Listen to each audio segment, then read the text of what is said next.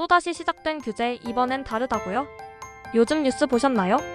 정부가 10월 15일 다시 한번 주택시장 안정화 대책을 내놨어요.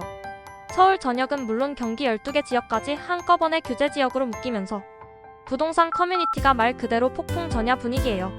저도 2020년대 초반부터 계속 부동산을 공부해왔는데요. 규제가 나올 때마다 느끼는 건 항상 같아요. 이번엔 진짜 잡을 수 있을까? 그리고 동시에 이럴 때 실수요자는 뭘 해야 하지? 라는 고민이죠. 이번 글에서는 정부가 발표한 1015주택시장 안정화 대책의 핵심 내용을 쉽고 현실적으로 정리해드릴게요. 단순히 뉴스 요약이 아니라 지금 같은 시점에서 우리가 어떻게 대응해야 할지를 실제 시장 감각으로 풀어보려고 해요. 이번 주택시장 안정화 대책 핵심은 3가지. 1. 서울 전역 경기 12개 지역 한 번의 규제. 이번 주택시장 안정화 대책의 가장 큰 특징은 광범위한 지정이에요.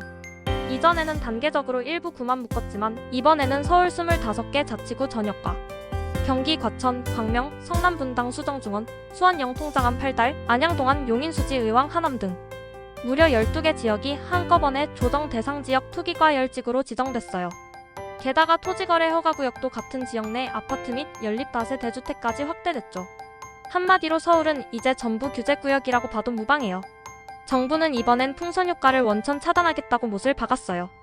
과거에는 비규제 지역으로 돈이 몰리며 풍선 효과가 생겼는데 이번엔 그 길 자체를 막아버린 것이에요.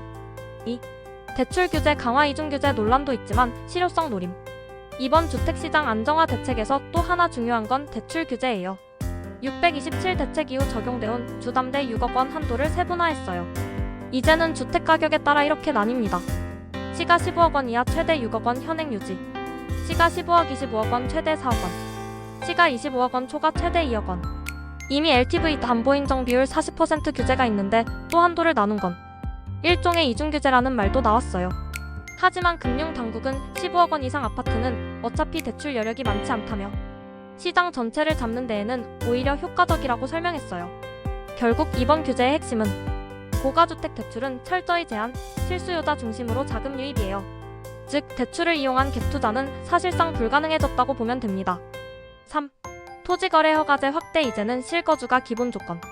토지거래 허가구역이 확대되면 그 지역 내 아파트를 사려면 실거주 목적이어야 합니다.